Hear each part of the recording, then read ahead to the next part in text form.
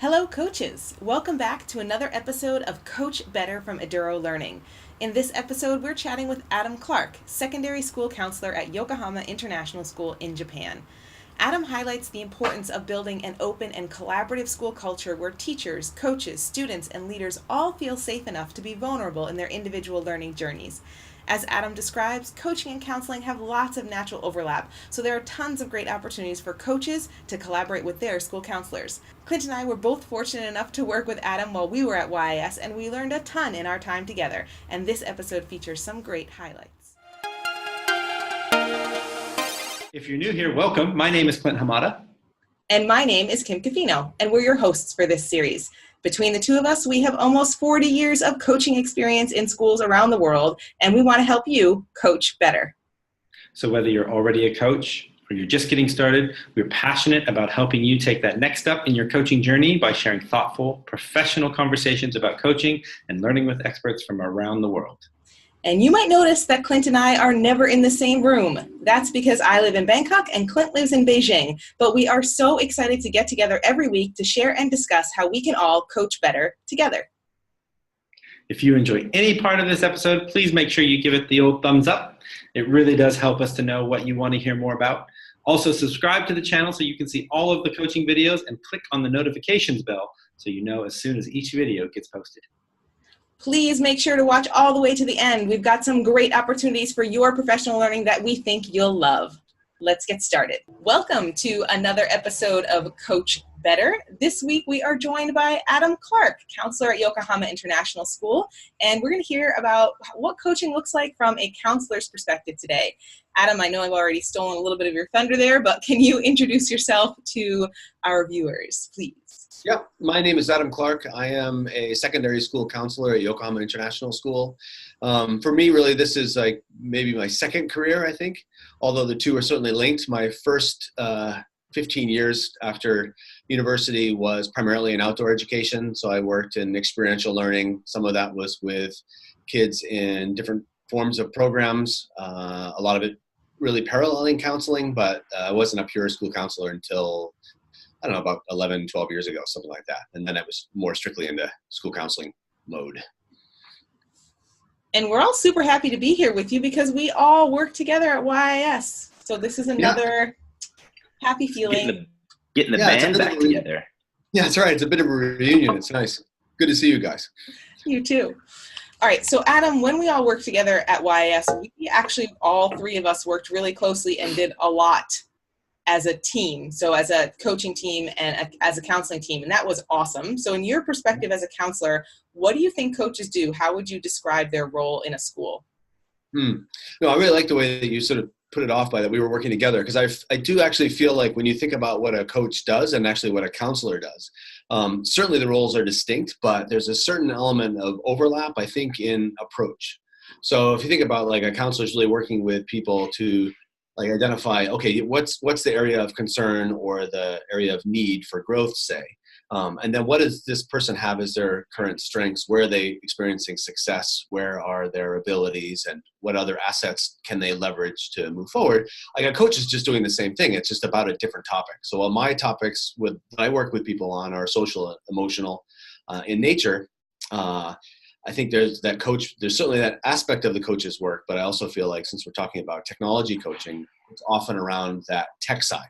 What is this person's current areas of strength? What are their needs? And then how does the coach help leverage those so that person can experience the success that suits them? And I like how you're kind of framing that too, because I think, when you think about counseling, it's not about fixing people. It's about helping people identify, like you said, strengths and weaknesses. And I think in a lot of coaching models too, that's a really important thing. It's not about telling people how to do something better or this is what they're doing wrong. It's helping them come to a realization about, what are the strengths that they have in the classroom, or what are some of the things in which they've identified a challenge or things that they want to work on, and then helping them set up a strategy or a plan to help them work on those things, and then just checking in with them. Right. So almost like a coaching cycle might be very similar to a counseling cycle, where you might see a student, have a conversation with them, and then just check in every week and say, hey, how's that going? What can I support you with? Do you have any other questions? Does anything come up? I've never really kind of thought about that overlap, but I think that is a pretty good parallel to draw between the two. Yep. So knowing that we have these similarities, in your experience as a counselor, how do you work with the coaches at your school? How do you partner with them? How do you team with them? What does that look like in your role? Yeah, so I think that happens on a number of different levels. I think, on a personal level. So for instance, just as an anecdote, but I was looking for some case management software. And there are a number of sort of counseling specific or social work specific case management applications out there, but typically they're like either well beyond, or they're intended to plug into systems that exist in the United States or wherever the country of origin is for that particular application, that I just don't need. What I really need is like a project management tool. So when I went to our coach here and I said, hey, look, I need this project management tool, and sort of, because I knew that they were working with like Basecamp, and they're familiar with a number of different applications that can be used that might be useful for me. And so rather than learn about all those things myself, it's like, why don't I just go to our coach and say, here's my need. Do you know of anything? And he then did sort of like a rough needs assessment, in some ways similar to what I might do in counseling, but it's like gets all down my needs, what I'm hoping for, what are some of the sort of the essentials, the things that I absolutely have to have, the non-negotiables, what are the things I would like to see, but it's maybe not that important. What are some of my pie in the sky sort of dream ideas that if it had this, wouldn't that be great? And then he comes back with a couple of recommendations. And so I end up using like an app called Monday, and it works great. It's like does exactly what I need it to do. And I'm really pleased with that. So like on an individual level, I go to the coach with my personal needs that might be connected to technology that will help me do my job more effectively.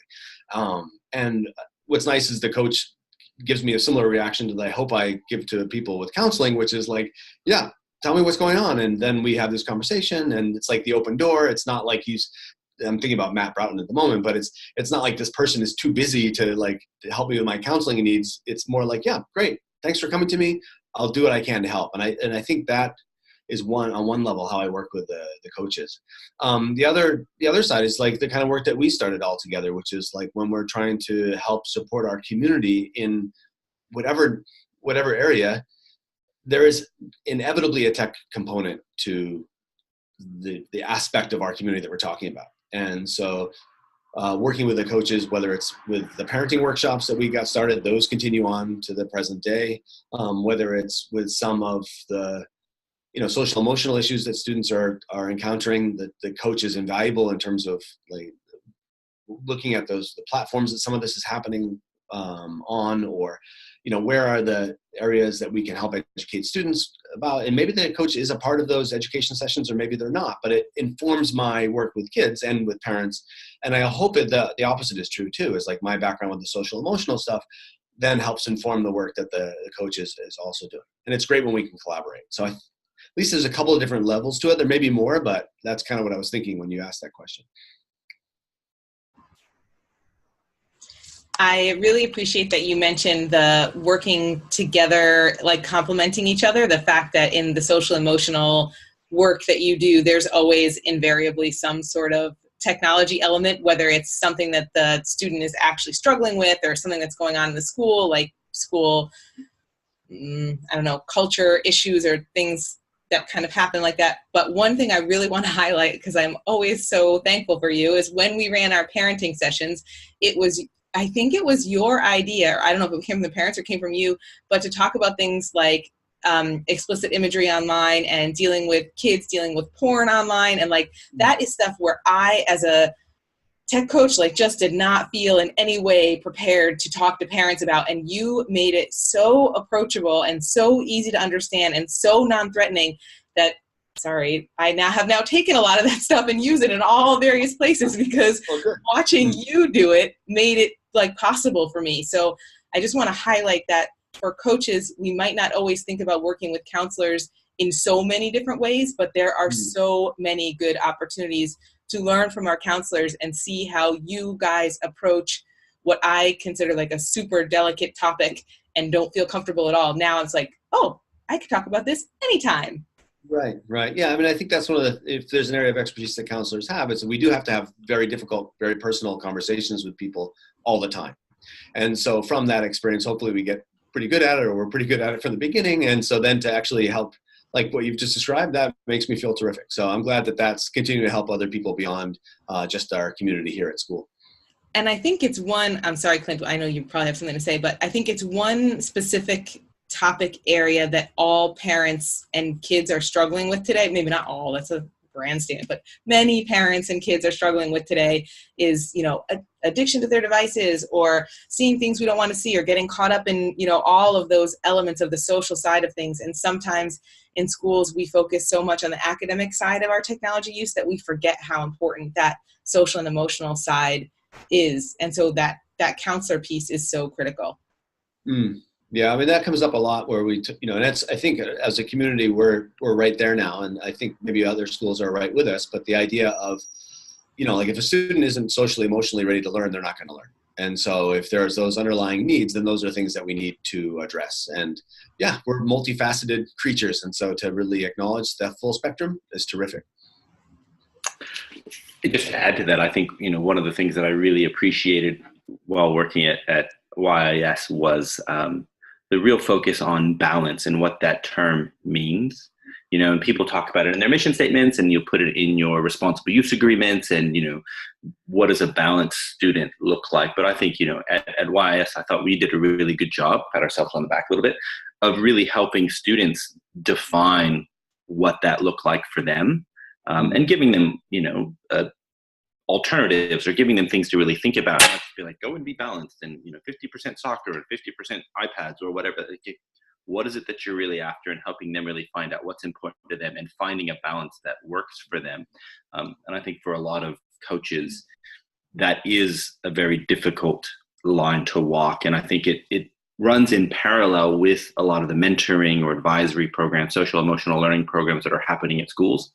And how do we work together to ensure that the messages that we're giving are consistent, and that our areas of expertise are being supported by your areas of expertise and comfortability, and vice versa, so that when a parent comes to me and says, my child is doing this, I know what my counseling department and my counselors are going to say, because we've had this conversation already, and we can be like, no, we believe that this is how we're going to support your child, and not feel like it's oh, he said this and I said this, and now the parents are confused or the students are confused. And it's really trying to find that that sweet spot of how much of this is a technological problem, how much of this is a behavioral concern, how much of this is a social emotional readiness concern. It's all of those things and more. And I think having all of these voices in the conversation really helps that. Yeah, I agree. And I think one of the things that also is brought into focus by working across departments like this is the idea of where the strengths are. Because, like, for instance, with our positive psychology training that we're doing with people, there are some beautiful apps and there's some beautiful technology that can support like someone's well-being. And often it's around the concerns. It's like, oh, my child is, what do we hear? Addicted to games or addicted to gaming, right? And so then it's like, okay, well, let's sort of take a step back and look at, well, how are our counselors thinking about addiction? What does that really look like? And then start to have that conversation about whether that's even a suitable term, even though it comes to mind. It may be sort of a throwaway line. And so not just looking at it from the concern side, but also looking at like, where are all the positives to this? And then if we do have concerns, to look at that with the appropriate level of nuance, I think. So beyond what we've just talked about, I think you've mentioned two really good ways. What are some other opportunities that you see for coaches to come and work with the counseling department that would really help support the school environment and student learning, student support?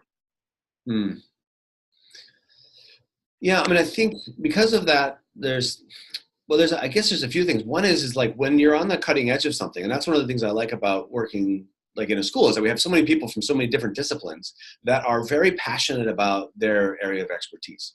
And so like I teach TOK as well, right? So I was just having a conversation with my TOK kids about some examples from science, which I know conceptually what they need. They need an example of an area of growth within the sciences where we're defining the terminology of that currently. And so that's that cutting edge. And so to have the science teachers, for instance, share that back to my students is really important. The same thing would carry over for the tech coaches as well. It's like, where is this cutting edge? Like that because of my my focus on the social emotional learning and well-being of students. I'm familiar with the cutting edge stuff going on there. What are they, and I just need to hear it, like just to hang out, even to have a conversation. It's like, okay, so that's going on. Or students are really, this is where we're going with, I don't know, virtual reality in education, or, whatever it is like that they're talking about at that moment. The more I kind of hear glimpses, even if it's just keywords that I understand, this is an area where probably this is coming down the pike. That is a really nice piece for me to have access to without having, like I said before, without actually having to develop that full area of expertise myself, because that's completely impossible. Yet the technology is hugely influential in the world and lives and learning of my students. So does that kind of get at what you're asking? Yeah. Yeah, definitely. And I was gonna say, I think there are so many, I don't know how to say this. There are so many unintended consequences sometimes of technology, and educational technology, and devices and things like that. That it's good for coaches to have those conversations with counselors as well, to get an idea of what sometimes the effects or what the concerns of students and parents are as well. So as we're building our experiences and as we're building work with teachers and expectations for students, we have a really good grounding of what it looks like once these things are in place. I think sometimes you might, I've created a responsible use agreement for the school and everyone's happy with that, and okay, it's good, but then you don't go back to revisit that, or you don't really hear the concerns that come up from those parents, or you don't really have those conversations with those parents necessarily around that social emotional side. It's more about, well, how are they doing this, using this for homework or for assessment or whatever that is. And so I really like having those conversations, especially with you, because I think, you have a very broad view of what's important for students and student well-being. And so it helps me really go, oh yeah, I didn't really think about it like that. And just kind of, like you said, better informs there's no way I'm going to be a counselor. I don't have that expertise, but I feel after talking with you, like Kim was saying about explicit images or pornography online, I feel like I have a better grasp of those things, so I can initiate a conversation and I can dig deeper when I need to. Yeah, the other side, it's interesting the other way, because, for instance, like a few years ago when Ask FM first came out, this was like, Satan incarnate on the internet. Like, it was causing, Ask FM was blamed for a number of problems that were happening with bullying through anonymous, just like hate walls, basically. Anyway, and what, like my LGBTQ plus group here, the human rights advocacy group that we have, like we're using Ask FM as an anonymous wall for people to like actually get the support they need as they're coming to terms with like gender identity, sexuality, that kind of stuff.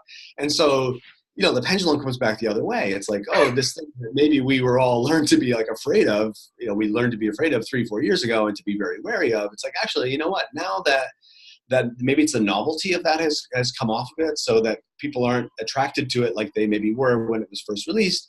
It's like now it actually has some very valuable social function. And so for my coach here to know, like, hey, my high school kids are really interested in using this in a way that maybe he wasn't aware of, or, the people I'm working with here aren't aware of. Another example, like you want to reach this certain group of kids. I know Tumblr, we all thought it was dead, but it's not, like, you know what I mean?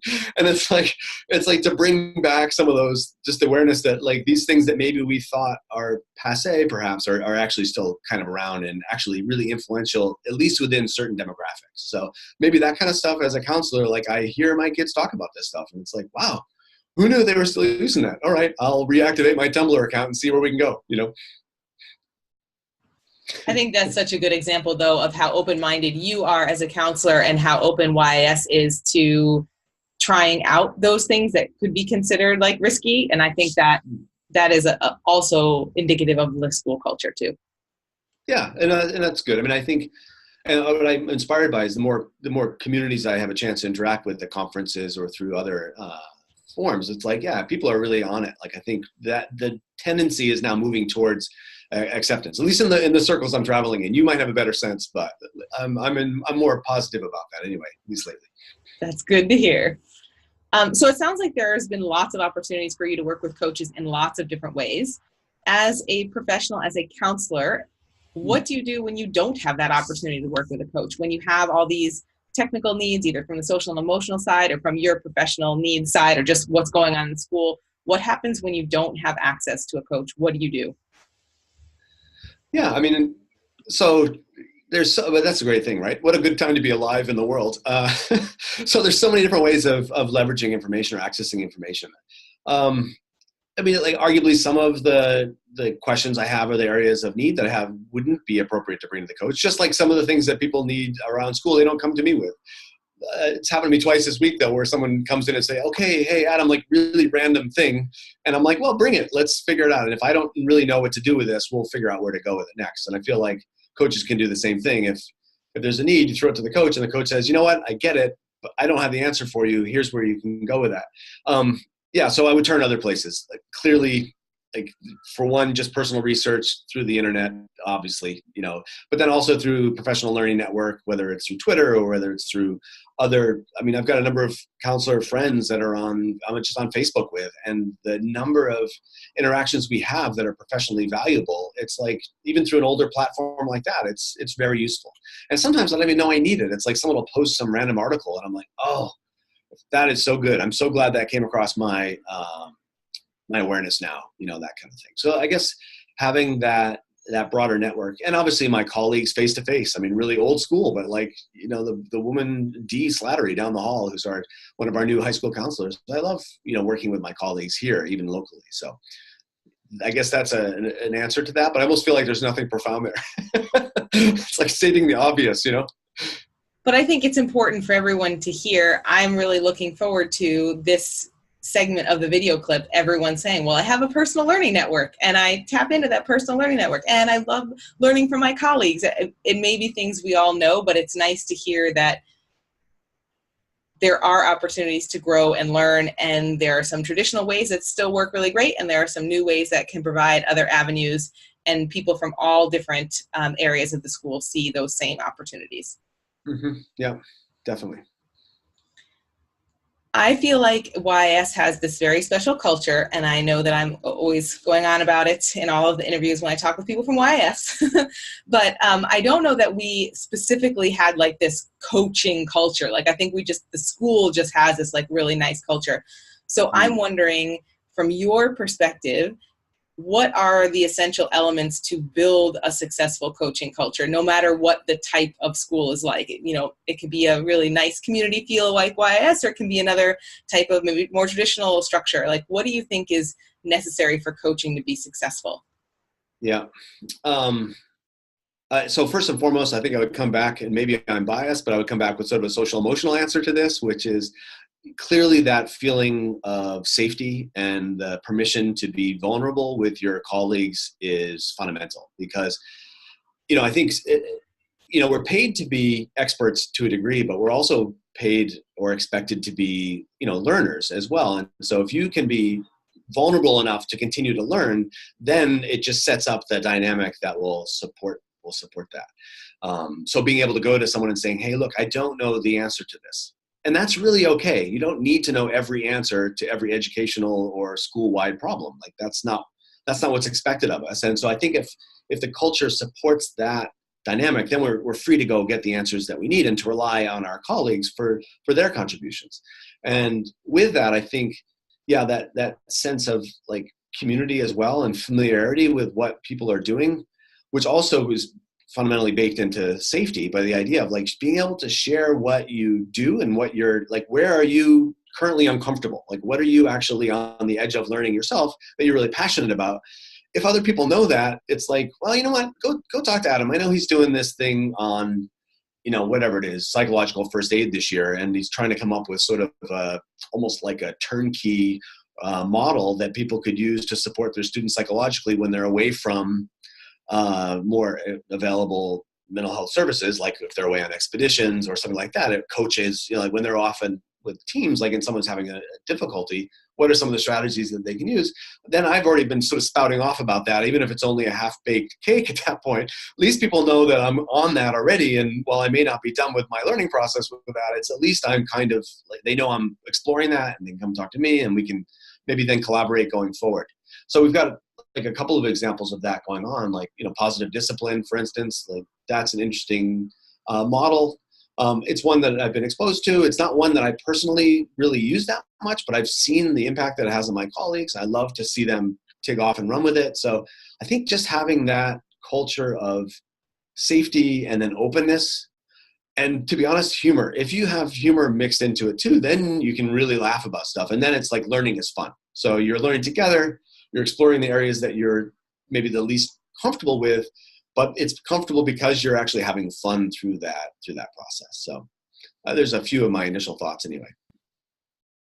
And I think, your point to humor is another good example of psychological and emotional safety, right? If you're able to lay yourself bare, and a lot of times that humor is kind of poking fun at yourself and being a little self-deprecating and being like, yeah, guess what happened to me in class today? And that becomes that learning experience. And I think as a coach, how do you create that environment of safety and of trust and of relationship? That is so important. Same thing with counseling, right? Like nobody's going to come and talk to a counselor that they don't feel safe with.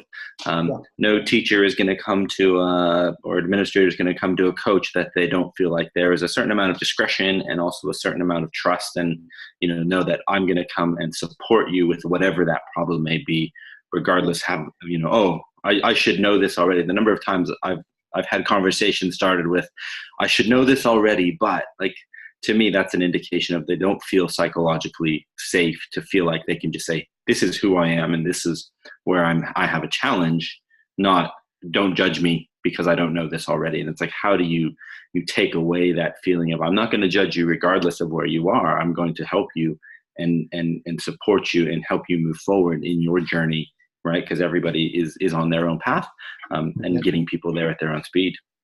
Yeah. And like you think about like some of the work like Brene Brown's done on vulnerability, and then how do you sort of help a community become more comfortable with that uncomfortable feeling?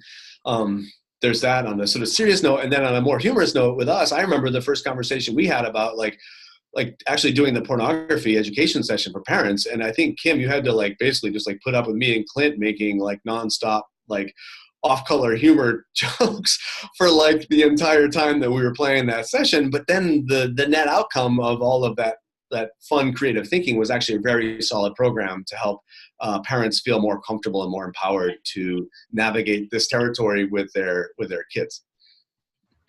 Absolutely. I feel like I want to go deeper, but I also I'm like also curious about the next part of the question that we want to ask you. So all of those elements, the openness, the humor, the feeling of connectedness, that feeling of safety, that's all the elements that make coaching successful. I think it also just makes a good learning community. Yep. Where does coaching fail and what can we do about it? How do coaches fail? What do they do wrong? What's mistakes we can look out for? Yeah, I mean, I think some of this goes back to sort of the pedagogy that many international schools are based around, which is that spirit of inquiry. I think if it's seen to be like they're the answer people or they're the prescribers, do you know what I mean? It's like it really is that two-way street where I think, okay, I think I understand what you're looking for. I'm not sure I've got it 100%. So kind of correct me where I'm wrong, where I don't know. And let's explore some of these things. And I'm gonna send those to you as like, I'm thinking about the process that I went with finding my my case management platform that I'm using now. But it's like, I'm gonna send you some models, and there's some free memberships to these. We're also happy to pay for these, but I don't want to pay for that now because I'm not sure that's what you're really gonna want. Do you know what I mean? Like that openness of discovery is really key. I think where people, and we're again going back to the idea of not being vulnerable or not feeling safe, but if people can be vulnerable in the process and be like, look, I don't really know where this is going. Because often that's really true. We don't know. We don't know, even if we think we've got the best possible solution, we really don't know how that's going to resonate with that person until they have a chance to kind of try it on and work with it for a bit. And so I think setting up that dynamic avoids the pitfalls, which would be when it's like, we're all going to use this. And sometimes that's important. Like we're talking right now about, digital portfolios and how to update those. At some point, a decision needs to be made, and we also have to trust that the people that are making the decision are making it, having gathered the most comprehensive picture they can and all that. That's all well and good, but when it's something like where it can be flexible, then I think that's really important. Otherwise, it runs the risk of missing the mark. Yeah, if coaches are the experts as opposed to the learners alongside is when it doesn't work. Right. Yeah. I mean, certainly there's that area of expertise, and that's a tricky balance, right? And I think that comes with some level of maturity and experience. But it's like, yeah, okay, here's what I've got. Let's work with this together. And you know what? And that's also fun. Like I do that in counseling. It's like people come to me because they want answers to their problems, and that's one of the hard things is actually I have some suggestions on where we might go, and obviously I have my own models I'm working with, but I don't know where we're going to end up.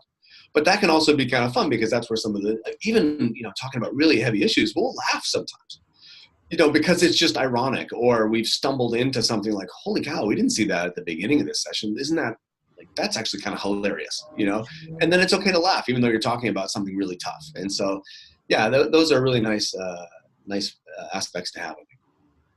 All the things that we're talking about are so much about personality and relationships and the way that we look at the world, more than about almost specific skills, because it's almost like the skills come naturally when you have those kind of personality aspects. And obviously you can learn all of the different skills that are essential to coaching too. As a counselor though, what makes a coach invaluable to you? Is it those personality pieces? Is it specific skill pieces? What is it about a coach that can make them invaluable?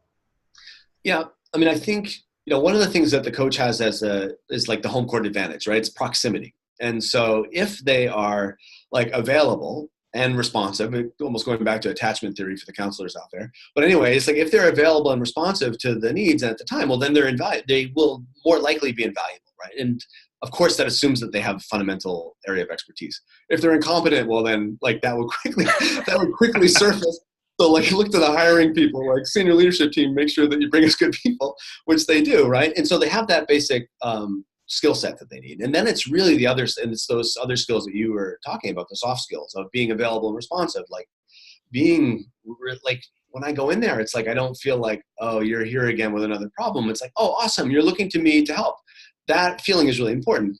As we were talking a minute ago about where would we go if the coaches aren't available, the truth is that it's also a little bit of a capitalist market where we do have other options. So if we go down and we meet with our coach and they're difficult to work with, or they don't appear interested in helping me, or it's like it appears as if my request is a burden on their already very busy timetable, I'm going to go elsewhere, right? I will leverage other parts of my network to get the help that I need.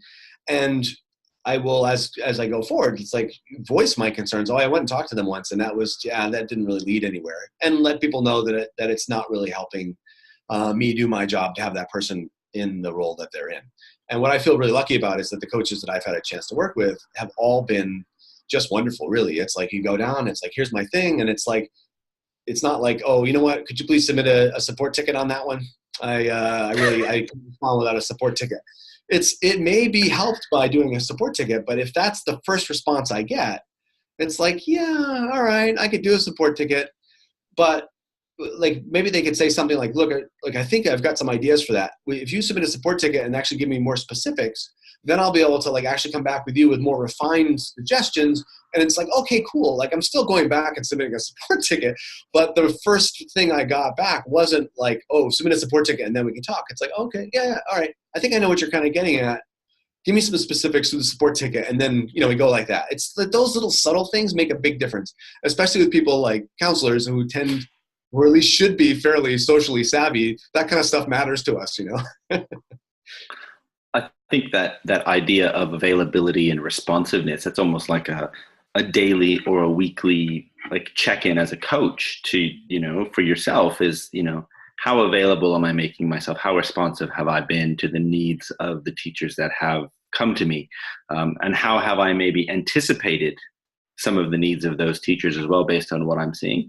If I'm a coach out there, that might be a little post-it that I put on my desk, or, just those two words, available, responsive, just as that kind of constant reminder of this is something that I need to be really, really aware of. And I think coaches who are very successful at what they do, they are naturally aware of that.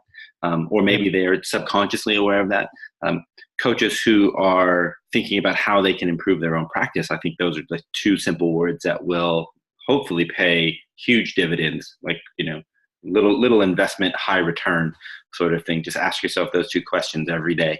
How available am I? How am I being responsive to my constituents? Right. And that's the same thing for counselors. And I think we should be well versed in that before even going into this field. But at the same time, it's like the daily demands get you. You're like, oh, I've got to complete this paperwork, or I've got to like assess this extended essay before.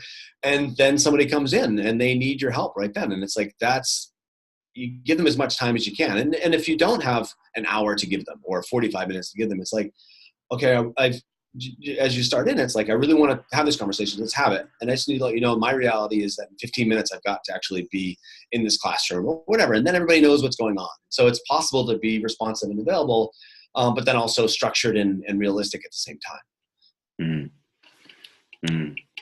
I love that. So, I love that piece about my reality is X, Y, and Z. I think that's so important. And connecting to that, we had a conversation with Jabiz earlier, and he was talking about these essential elements being the relationships with others and that constant feeling of trust and seeing each person as an individual human and knowing they're trying to do their best. And I think that comes back to that idea of like, you may be faced with the daily treadmill of having to do a million different things, but knowing that this is an individual person with their own whole world going on with their own daily treadmill, and just clarifying what is and is not achievable in this moment in time while giving them your full attention, even if that is only 5 minutes. Just phrasing it that way is so much better at building that trust, building that relationship than submit a help ticket.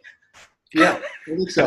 And I've got a friend who, for me, his name is Chris Walters. He works in an engineering capacity. He's not an engineer. He has an engineering background, but he's really a manager. And the thing that he was incredibly busy. He had a very high power job when he was living in Japan. And the thing that amazed me about this guy is every time I go in and talk with him, it's like no matter what was going on, as long as he wasn't on some conference call actively at that moment, I felt like 100% of his attention shifted to me. And, having that kind of almost like a role model or sort of a mentor of someone who really embodies that responsiveness, that approach that you yourself want to bring to your work, can really, almost even more than mantras or these sort of visionary statements, just having that example in mind of what did he do or what did she do, these people, to actually make me feel so valued and respected? And could I, in my own authentic, legit way, bring that to the people that I am working with? And I feel like that is possible for everyone to improve on and continuously improve on until they get to the place where they're really happy, and by extension, the people that they're working with are quite content and happy with the help that they're getting. Mm. Yeah. So, yeah, I think that's so much to think about right there. Final question for you. It sounds like, you've been at YIS for a while, and I think you've seen its kind of program and its structure change over time. What was that sort of was there a real standout moment to you where you kind of shifted your perspective about the importance of coaching, or both for you professionally and personally, or for the school as a community? Was there something that you really said, wow, that is a seminal moment in how I view the importance of coaching in my school? Or I think partly I know the answer is, your background in coaching or your counseling is so similar in some ways to coaching as well. Is that ingrained in your perspective of coaching? Yeah, the reason I'm laughing is I sort of have two answers. The first answer is probably the most obvious one. It's well, when the coaches show up, and you realize this is an important aspect of what's going on in your school, and there's these people that have this level of expertise and this enthusiasm and this energy for helping this be a success. And that was with for instance, when Kim was here, it's rolling out the one-to-one program and designing that. It's oh, this is a movement that I want to be a part of. And so just there's that, as soon as they show up, really, it's okay, good. I like it. This is where we're going. And so there's that part. But then there's also that part of and I'm laughing because it's almost like Kim personally, where it's you know what, this woman is not going to leave me alone. so therefore I better sort of figure out a way to work, alongside. And it wasn't hard. Obviously it was exciting. It was attractive to join the stuff that Kim was doing. But I think also, when the writing is on the wall and that coach has the support of the administration, and it's also supported by just pedagogy, where are we going now? Then what? It's a cliche, but you're either with them or against them. And I think it's really important for us to all work together. So figure out how that happens. But truth be known, if you do it, it's a lot of fun and it's very rewarding. Message there for the coaches. be seen as relentless, and you will eventually wear down everyone around you. Yeah, but you know what? It's like, what is it? It's like nice and relentless, or do you know what I mean? Energetic and relentless. It's like that kind of energy is really appealing, and I think given the right context, people will just join in. So yeah, be relentless, but in a nice way. A nice way, yeah. That's my new tagline. Relentless, but nice. It's not new for you, Kim. It's sort of like been implicit all along. So. Okay. On that note, shall we wrap up the call for today?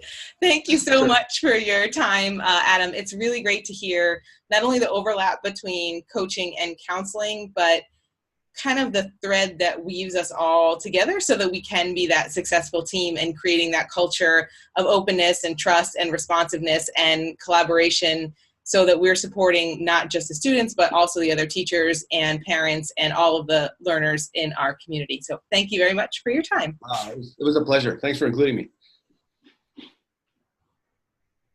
Thank you so much for joining us today. If you enjoyed this video, please give it a thumbs up, subscribe, and click the notification bell so you'll know when we release a new video each week. Here at Eduro Learning, we want to help you coach better. To get you started, we've got some great resources to share with you right now. The first is a free digital download called 5 Strategies for Your Coaching Toolkit, and it's linked in the description box below. Plus, you can join our Facebook group, Coach.Better, to connect with other instructional coaches around the world. The link is also in the description box below. If you're looking for even more learning, we are just about to start our next cohort of the Coach Microcredential. This academic year-long mentorship program includes 26 weeks of course content, a supportive network of like-minded participants who are coaches, and your own private mentor. Cohort 3 starts on April 28, 2019, and registration opens on March 4th. If you are ready to sign up right away, we have some great early bird bonus offers starting on January 15th, and spaces are limited, so please check it out. Are you ready to coach better? Get a preview to what you'll learn and see what past participants have to say at edurolearning.com/coach. And finally, if you haven't caught it yet, our weekly Coach.Better SlowChat on Twitter will help you build your professional learning network, and it's facilitated by 3 of our awesome The Coach participants, so you can see the types of coaches that you'll be learning with. Check out the link in the description box below. We hope that all of these resources are useful for you, and we'd love to hear what you think about them. If you have questions about coaching or guests you'd like to see featured, please leave us a comment and we will do our best to make it happen. See you next time.